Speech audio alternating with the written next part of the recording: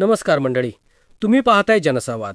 आत्ताच्या घडीची सर्वात मोठी बातमी म्हणजे राजाच्या राजकारणात तू माझी मी तुझे असे फोडाफडीचे राजकारण चालू आहे. आणि फडणवीसांचं इंडीचं तरी पण ठाकरे शिंदे BJPला ओव्हरटेक करतील अशी शक्यता नाकारता येत नाही. कारण म्हणजे पहा, तारीख 27 ऑक्टोबर, ठिकाण मुंबई. भाजप कार्यालयामध्ये भाजपला आता कुबड्यांची गरज नाही, हे अमित शहांचं विधान. तारीख 27 नोव्हेंबर, मला 2 तारखेपर्यंत युती टिकवायची, हे रवींद्र चव्हाणांचे विधान. फडणवीस यांच्यासोबत राष्ट्रवादी काँग्रेस आणि शिवसेना कायम राहील, असं सुनील तटकरे यांचं मे महिन्यातील विधान. आणि त्यानंतर त्याच विधानाचा संदर्भ घेत रवींद्र चव्हाणांचे विधान की 2 नंबरला किंमत नसते. महायुती अंतर्गत वाद उफाळून आल्यावर एकमेकांवर चिखल जेव्हा उडू लागला, तेव्हा मीडियात बातम्या आल्या की आता महायुती फुटते, शिंदे भाजपला नकोशे झालेत, प्लॅन आखले गेलेत, गेम टाकला गेला. मुंबई महानगरपालिकेच्या निवडणुकीत भाजपा शिवसेना एकमेकांविरुद्ध लढणार. या चर्चा आणि राजकारणामधून पुन्हा घेतलेला युटर्न सांगतो की इथे काय घडेल याचा काही आलबेल नाही. निवडणूक संपली आणि रवींद्र चव्हाणांनी युटर्न घेत सांगितलं की निवडणुका झाल्यावर सगळं विसरावं. पण निवडणुका जाहीर झाल्यापासून तोऱ्यात राहणारे, जहाल आक्रमक भूमिका मांडणारे रवींद्र चव्हाण अचानक शांत कसे? शिंदेंनी नेमका कोणता गेम केलाय की शहांनी कोणता तरी गेम होणार आहे यासाठी सगळ्यांना शांत बसण्यासाठीची वॉर्निंग दिली? या सगळ्या गोष्टी समजून घेण्यासाठी हा सगळा ट्विस्ट नेमका काय आहे ते समजून घेणं गरजेचं बनतं. भाजप हा राष्ट्रीय पक्ष आहे, त्यामुळे राज्याचे स्थानिक राजकीय प्रश्नांसाठी दिल्लीचं राजकारण राज्यात चालवू शकत नाही. उदाहरणार्थ, उत्तरेतील राज्यात हिंदी भाषा बोलली जाते, त्यामुळे तिच्याबद्दल काही गौरवोद्गार काढले तर दक्षिणेतील राज्यात धुसफूस होते. दक्षिणेतील राज्यातील प्रश्न उचलून धरला तर त्याचा परिणाम उत्तरेला भोगावा लागतो. याचमुळे प्रत्येक राज्यात स्थानिक प्रादेशिक पक्षांसोबत सूत जुळून त्यांच्या मतात आपला वाटा निर्माण करणं आवश्यक आहे. भाजपनं शिवसेनेसोबत तर काँग्रेसनं राष्ट्रवादीसोबत अशी मिलीभगत केली. 2019ला शिवसेना आणि भाजप वेगळे झाले, त्यानंतर एकमेकांवरती चिखल उडवला, पण भाजप एकटा सत्तेत येऊ शकला नाही. त्याची गरज पूर्ण करायला शिवसेनेच्या कुबड्यांची गरज पडली. इथे शिवसेनेचं वजन लक्षात येतं. 8व्या शिवसेना फुटीनंतर सर्व आमदार मंत्री सांगत होते की उद्धव ठाकरेंनी वेळ देत नव्हते, अजित पवारांनी निधी देत नव्हते, काँग्रेससोबत घुसमट होऊ लागल्यानं आम्ही बाहेर पडलो. पण शिवसेना फुटीचा फटका बसला तो भाजप आणि फडणवीसांना. उद्धव ठाकरेंनी गद्दार म्हणून शिंदेंना बाजूला फेकून आता तू राहशील नाहीतर मी राहील एवढा टोकाचा विरोध दाखवला. याचं कारण होतं शिवसेनेच्या फिक्स वोटिंग बँकला भाजपनं लावलेला हात. केवळ हिंदुत्वाच्या जीवावर नाही तर शिवसेना या नावावरून भावनिक मतदान देखील तेवढंच असल्याचं भाजपच्या लक्षात आलं.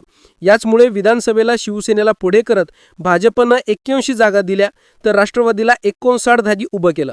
निकाल मात्र अपेक्षेपेक्षा वेगळे आले आणि शिवसेनेनं आपली ताकद दाखवत 81 पैकी 57 जागा निवडून आणल्या, तर बऱ्याच ठिकाणी आपल्या बंडखोरांना भाजप विरुद्ध अपक्ष उभे करून भाजपला फटकाही बसवला. याच मतदानासाठी विधानसभेनंतर शिवसेनेला उपमुख्यमंत्रीपद देऊन भाजपनं आपल्या अंडर घेण्याचा प्रयत्न केला खरा, मात्र तो भाजपच्या अंगलट आल्याचं दिसून आलं.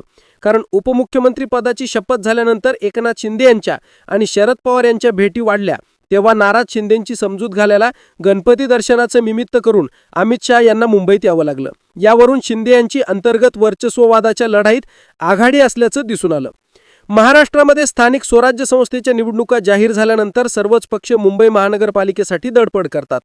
आतापर्यंत मुंबई महानगरपालिकेवरती शिवसेनेचं अस्तित्व होतं. शिवसेना विभक्त झाल्यापासून शिवसेनेच्या बालेकिल्ल्यात हे पहिलंच इलेक्शन होतंय. त्यामुळे मुंबईकर कोणत्या शिवसेनेला पसंती देतील हा प्रश्न अजूनही अधांतरी आहे. त्यामुळे भाजपनं मुंबई महानगरपालिका एकत्र तर इतर ठिकाणी स्वतंत्र लढत असल्याचं जाहीर केलं.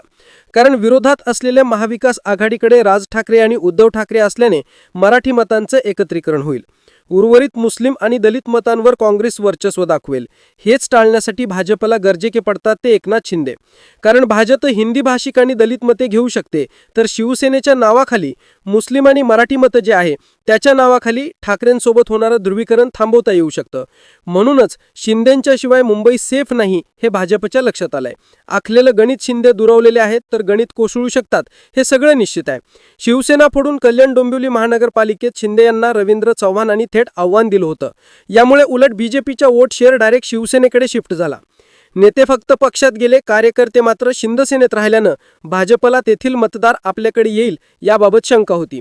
मात्र याच संधीचा फायदा उचलत कल्याण डोंबिवली महानगरपालिकेत शिंदेंनी स्वबळावर लढण्याची तयारी केल्याच्या चर्चा ऐकायला आल्या. शिंदे यांच्याशिवाय आपलं अस्तित्व भाजपनं शोधण्याचा प्रयत्न केला. भाजप मोठा पक्ष आहे, पण शिवसेनेची फिक्स वोट बँक शिंदेशिवाय अपूर्ण राहते. म्हणजे आधीच निम्मी ठाकरेंकडे निम्मी शिंदेंकडे डिव्हाइड आहे आणि त्यात भाजपने जर काही दुटप्पी खेळ करण्याचा प्रयत्न केला तर शिंदेकडे असलेली वोट बँक सुद्धा जाते. तेव्हा शिंदे सेनेतून आणलेले नगरसेवक स्थानिक गणित पाहून कधी घरवापसी करतील याचा भरवसा नसल्यानं ठाणे आणि कल्याण सोबतच डोंबिवली महानगरपालिकेबाबत भाजपमध्ये गोंधळ सुरू आहे. मी एकटाही लढू शकतो हा संदेश देऊन शिंदेंनी निगोशिएट करण्याची पावर दुप्पट केली. यामुळे भाजप शिंदेशिवाय पराभवाच्या छायेत जाईल हे निश्चित आहे. त्यानंतरचं महत्त्वाचं कारण म्हणजे मुंबई बीजेपीमध्ये वाढलेली अंतर्गत नाराजी. शिंदेंना जास्त जागा देण्यावरून मुंबई बीजेपीमध्येच असंतोष वाढल्याच्या बातम्या आहेत. तेव्हा बीजेपीच्या इंटरनल प्रेशर डायनामिक्सला समजून घेतलं. 50 जागांसाठी 70 दावेदार असतील तर शिवसेनेकडून किंवा अपक्ष त्यांना उभं करता येतं. म्हणजे पडला तर अपक्ष किंवा शिवसेनेचा आणि निवडून आला तर महायुतीचा, असा परसेप्शन तिथं बिल्ड केला. नगर परिषद नगरपालिका झाल्यानंतर पंचायत समिती आणि जिल्हा परिषद जाहीर होतात. भाजपने महाराष्ट्राच्या तळागाळात शिवसेनेचा हात धरून प्रवेश केला होता. त्यामुळे शिंदेंची ताकद फक्त मतांमध्ये नाही तर त्यांच्या मागे असणाऱ्या 40+ आमदारांच्या गटात. शिवसेनेच्या मंत्र्यांची उडवलेली खिल्ली स्थानिक स्वराज्य संस्थेत भाजपच्या उमेदवारांना भोवेल. यातून लोकसभा निकालांसारखाच उद्धव ठाकरे गटाचा परफॉर्मन्स अनएक्सपेक्टेडली मोठा होईल. त्यामुळे बीजेपी आता खूप हट्ट करण्याच्या पवित्र्यात नसल्यानं एकंदरीत जे आहे ते मेसेज दिले गेलेत. म्हणूनच भाजप शिंदेसमोर दात तरून धरून आपली आपली मवाळ भूमिका मांडत आहे. हीच समीक्षा कारण मीमांसा करून आपल्या समजते आहे. या विषयावरती तुमचं काय मत आहे आम्हाला कॉमेंट करून नक्की कळवा. शिंदे काल वरचंच ठरतील, आज ठरतील की नाही हे माहिती नाही. शिंदेंना चारही बाजूने घेरण्याचा पुरेपूर प्रयत्न होत आहे. मात्र शिंदे नाहीत तर भाजपला ठाकरेंना थोपवणं सुद्धा शक्य नाही. ठाकरेंची ताकद कमी आहे का तर मुळीच नाही. पण ठाकरे ज्या आमदारांच्या जीवावरती ताकद निर्माण करून उभे होते ते आमदारात शिंदेंकडे. त्यामुळे शिंदेंच्या आमदारांची ग्राउंडवरती असलेली ताकद लक्षात घेता भाजपला शिंदेंसोबत जुळून घेणं क्रमप्राप्त आहे. नाहीतर शिंदेंना हाताशी धरलं गेलं नाही तर दोन्हीही ठाकरे कधीच भाजपला ओव्हरटेक करून निघून जातील. किमान मुंबईत या सगळ्या मुद्द्यांकडे तुम्ही कसं पाहता कॉमेंट सेक्शनमध्ये जरूर व्यक्त व्हा. अशाच माहितीपूर्ण व्हिडिओ पाहण्यासाठी आपल्या जनसंवाद या चॅनलला सबस्क्राईब करा. धन्यवाद.